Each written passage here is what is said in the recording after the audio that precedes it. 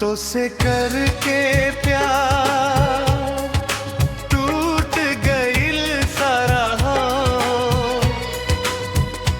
अब कसम खैनी दिल से प्यार न होई दोबारा हो, प्यार न होई दोबारा हो।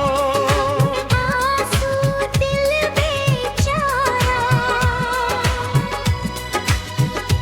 अब कसम खैनी दिल से प्यार न होई दोबारा हो, प्यार न होई दोबारा हो।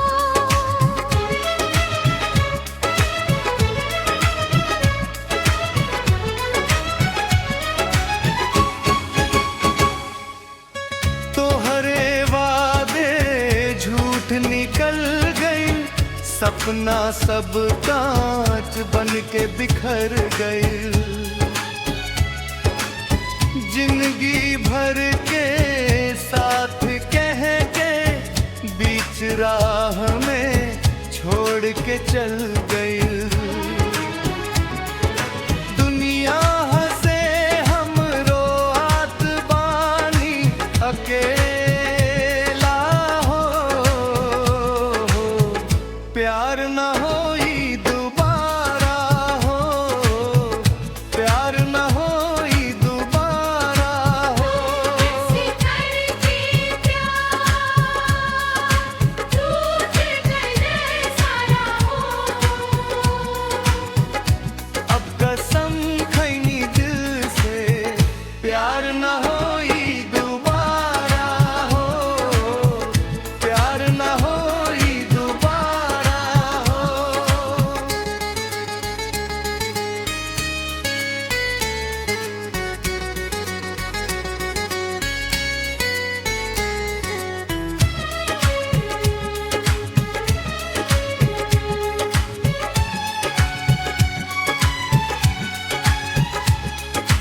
मोहब्बत के कीमत जाने हनी, दिल दे के गलती मन हनी।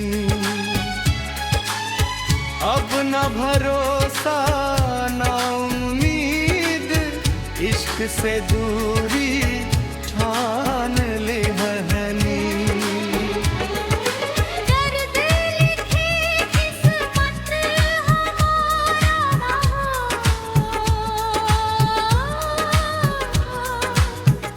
अब कसम खैनी दिल से